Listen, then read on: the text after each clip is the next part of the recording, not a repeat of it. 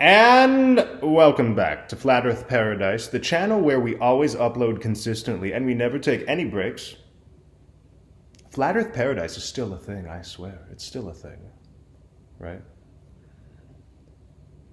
Let's talk about truth. Capital T, truth. Many of us call ourselves truth seekers. We wish to arrive at the truth. There are so many mysteries and questions when it comes to the maze of existence and of life. And we wish to get rid of such mystery and such questions. But I want to keep the mystery alive. And we'll get back to that. But first of all, let's break down truth-seeking. There are two types, we could say. We may seek the truth outside of ourselves. We may try to unveil certain truths or discover certain realities within our political or economic system, within the entertainment industry, within the fabric of social dynamics and of culture. Most of the truther content is consumed with seeking what is outside. We may be seeking for the true history that's been veiled by a series of lies. We may seek to understand it all through gazing upon the specific agendas and how they're created, etc., etc. So you know what I mean. That's one form of truth-seeking. The other form, or type, is the seeking we may experience within ourselves. The spiritual side of truth-seeking has nothing to do with looking for the answers in this world. The true mystic consistently, not just one time like a wham bam thank you ma'am, but consistently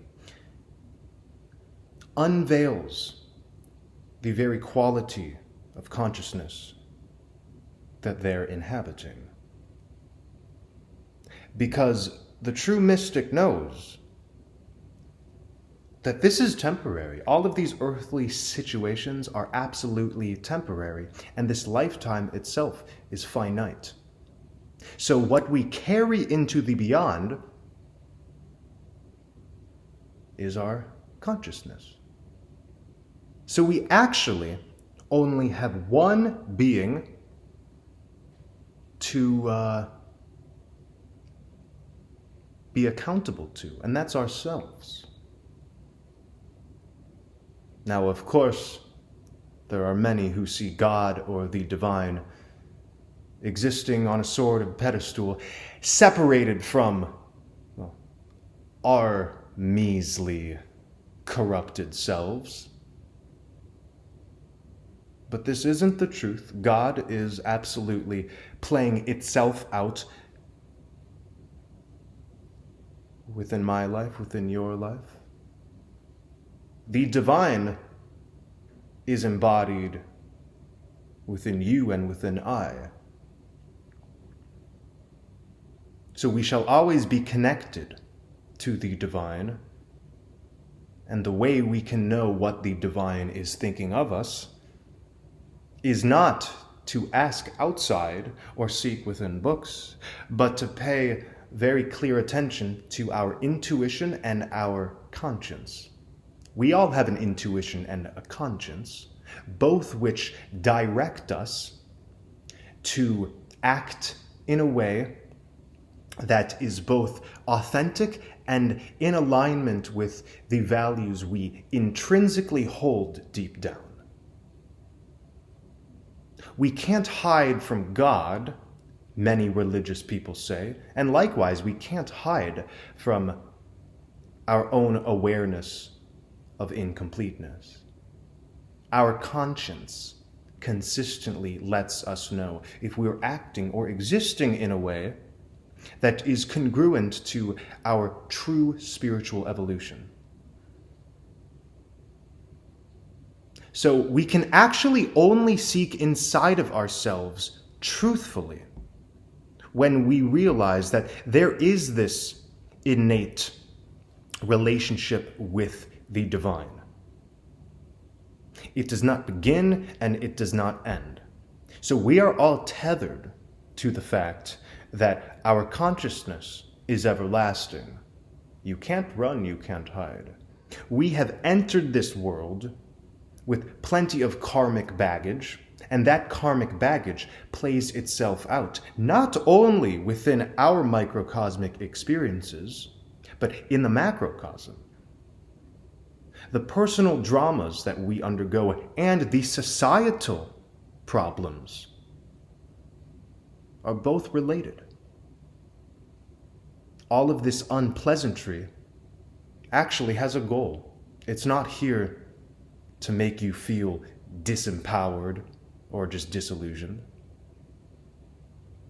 The goal of all of this muck and this ugliness is so we may confront our own muck and ugliness. And that's why, right now, there is this awakening. You feel it, I feel it.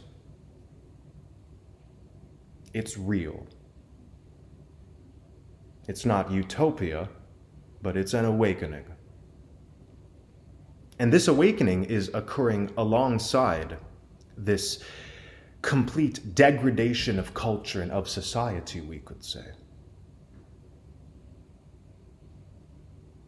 This tells me that the only way we can truly awaken to what's authentic, and the only way we can actually find the gold at the end of our own rainbows, is to be shaken up from the outside in. A lot of us have become spiritualists, or we've become more attentive to so-called spiritual transcendent matters through the tearing down of illusion.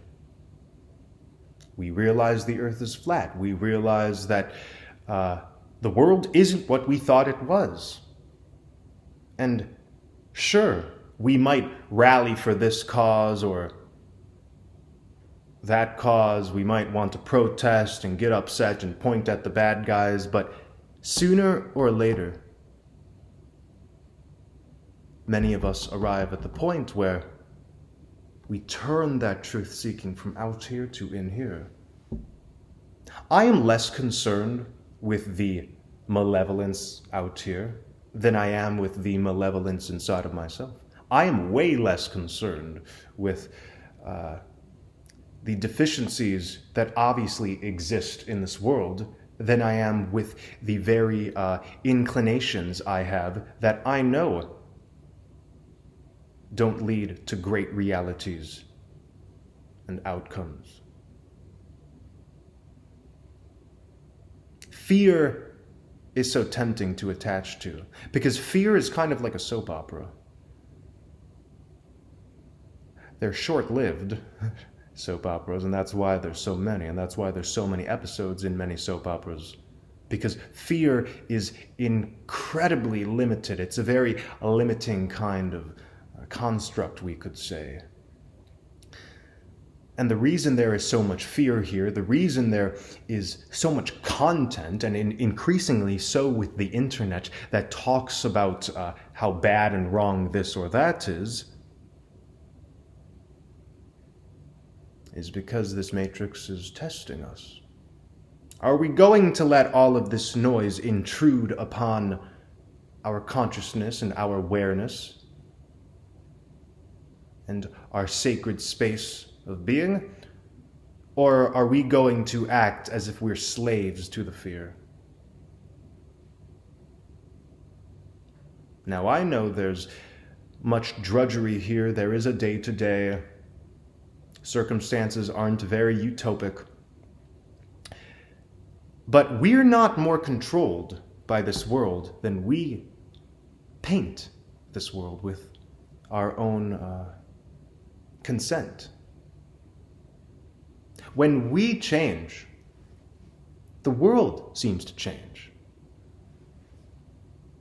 It's important for us to realize that there isn't an independent world outside of ourselves. And I'm not saying you should be solipsistic or feel like you're the only one alive. What I am saying is this reality is not as stable as it may claim to be.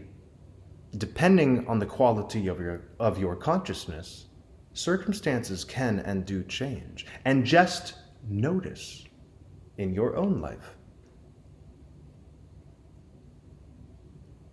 When your quality of consciousness goes here or goes there, reality seems to follow. Isn't that funny? Isn't that weird? So I wouldn't be so sure that this reality or this world that we so desperately want to unveil has any merit outside of our own spiritual and karmic journeys.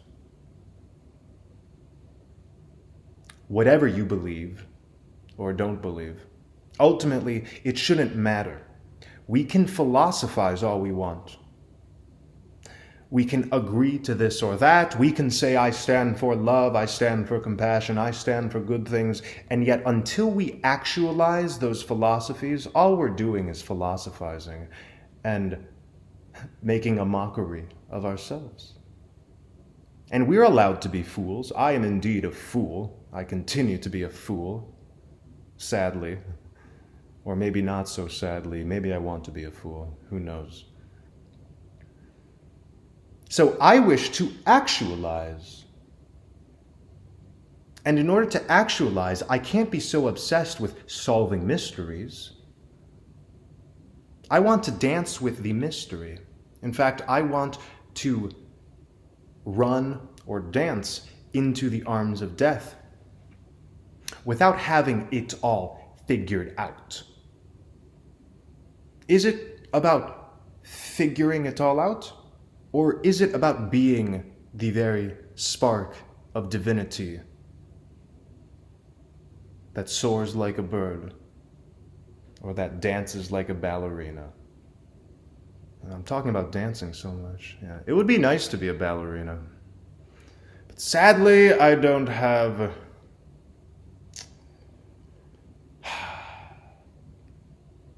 the beauty for that.